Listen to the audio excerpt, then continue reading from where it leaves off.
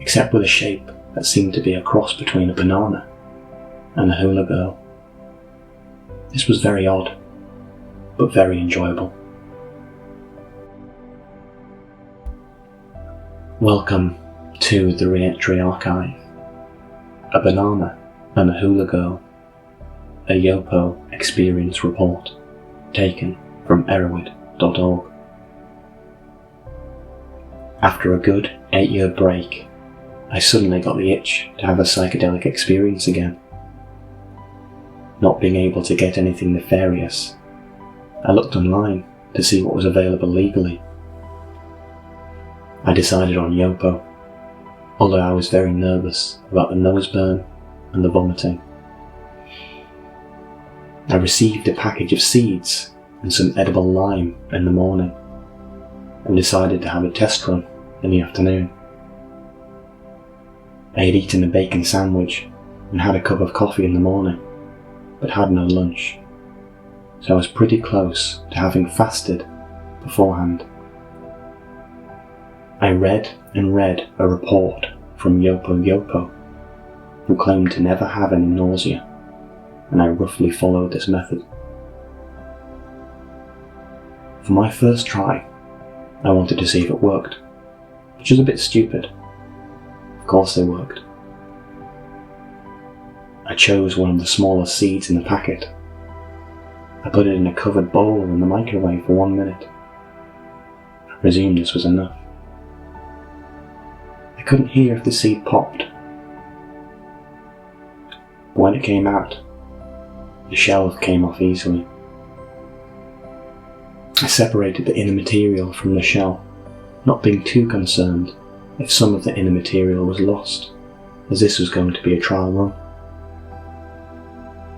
I didn't have a pestle and mortar or a coffee grinder, so I used the back of a teaspoon, which seemed to work okay. I added enough edible lime to what looked like to be a third of the Yopo material. I worked this together with a spoon, and then added a couple drops of water to the mix. It seemed to be too little, so I tried again, and overdid it, leaving it very wet indeed. I put the wet mixture back into the bowl, and microwaved it for 30 seconds. It looked dry enough, but to be sure, I gave it another 30. I then left the mixture for 10 minutes, just to be sure it was completely dry.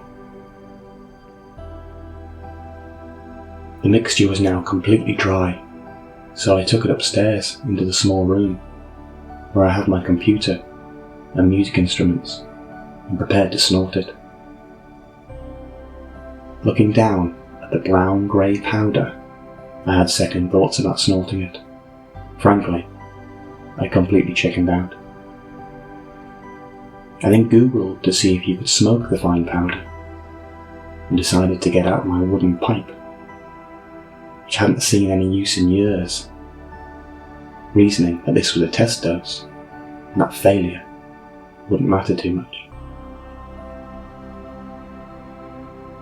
I made a gauze from tin foil, and found the smallest width pin I could from my girlfriend's collection,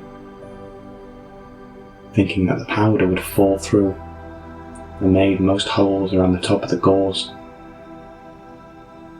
Put the powder inside and took a toke, while sat at my computer desk. It was a very small and nervous one. I wrote down what I was feeling at the time. These writings follow.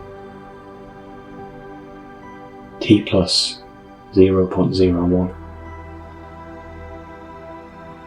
Heavy legs, heart beating fast, slight momentary pressure on my chest. I remained sat at my computer. Something was definitely happening, but the effects were physical and mixed with my nervousness.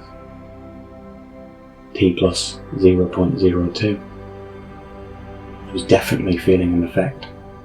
I had slight visual distortion, a slight brightening of colours, a bit of a body load, and an increased heart rate.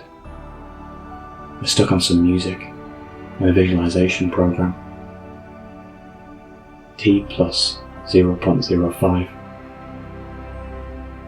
I took another toke, this time with more confidence, and immediately realised how small my first one was. This one felt like twice as much.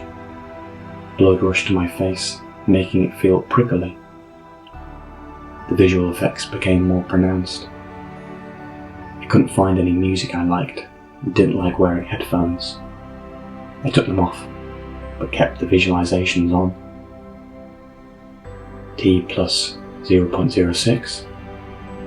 I tried shutting my eyes and got some intense, typical psychedelic effects. I was very restless and was opening and shutting windows on my PC, unable to settle on doing anything. Very quickly, my computer screen image was being repeated about 6 times in my peripheral vision. These repetitions would be in a constant state of motion and colour change, and although intense, they were not threatening. T plus 0.07. I quickly became lost in the visual effects I was experiencing.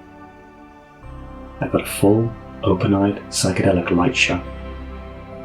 At no point, however, did the visuals turn into objects or anything like that.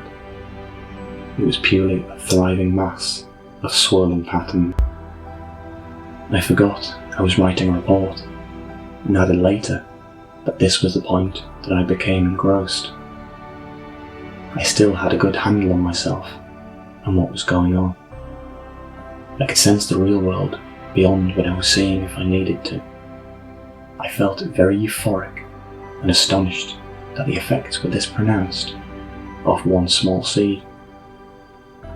My train of thought was still very much my own, mostly just concerned with how incredible this all was. At some point, I left my computer and went to one of my keyboards. I set it to a grand piano sound, laughing and seemingly unable to do anything but play the same chord over and over. T plus 0.12. I took a final toke and cleared what was in the pipe as soon as I felt the effects begin to weaken. The experience then came back to full intensity once more.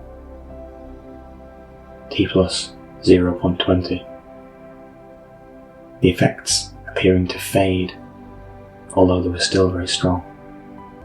I was wondering a lot about if I was going to become nauseated, but other than a mild body load, I felt fine. T plus 0.30. The drug took on a more sedative effect, which I noticed as I yawned, something that seemed to surprise me at the time. My stomach bubbled a bit, but that was all.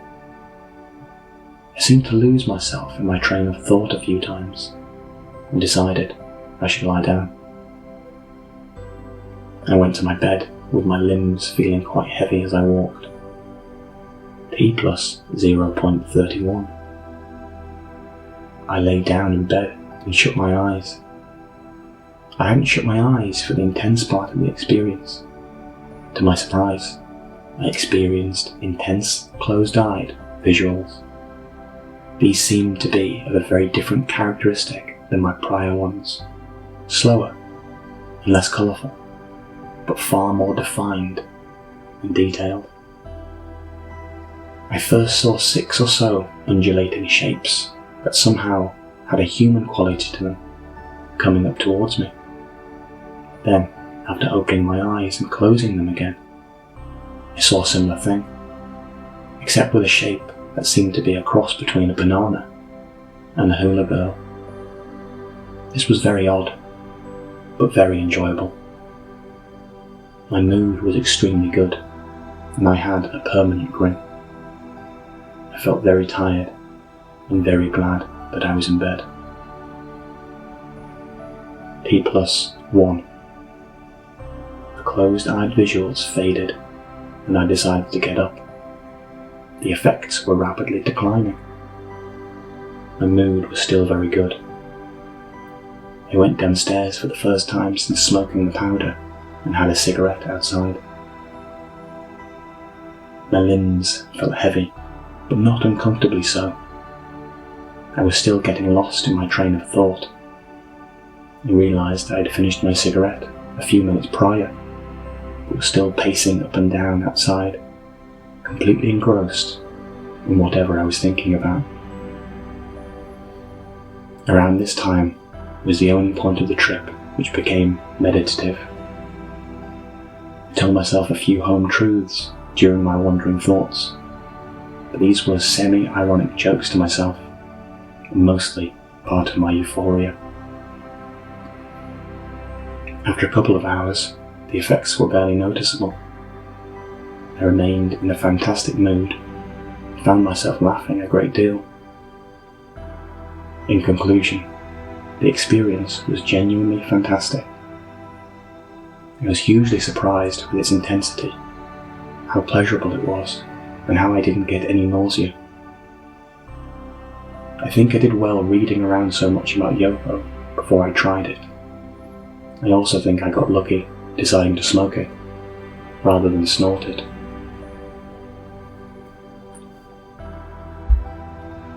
Overall, this was a positive trip, although it was light on revelations. This could be due to the dose chosen for the experience, the nature of the substance itself, or may indicate that something about set and setting wasn't quite right. However, despite the experience being low in intensity, the journey was safe and well managed, and it is these elements that should be considered the fundamentals of travelling.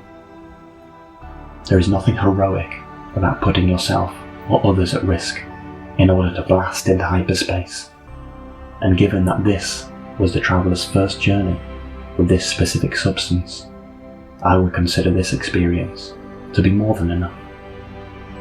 You don't always have to shoot for ego death, and you don't always have to dissolve into the ether in order to learn something about yourself.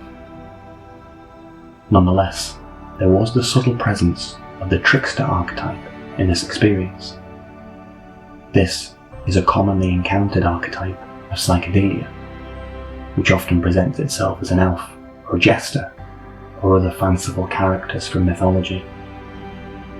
The trickster is ambiguous and unpredictable, but this archetype holds an unconventional wisdom at its centre.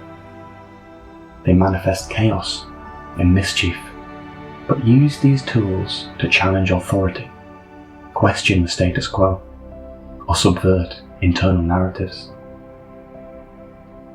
The integrated trickster uses humour and satire to reveal truths and facilitates the breaking of stale patterns or rigid thinking as a way to make space for growth and healing.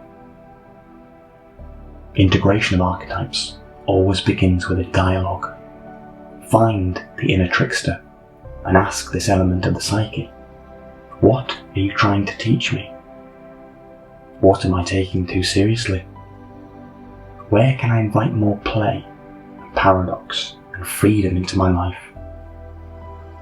To fully integrate the trickster is to dance with chaos, to embrace mischief, to celebrate wit. It is to face the seriousness of life with a smile on your face and a joke in your heart.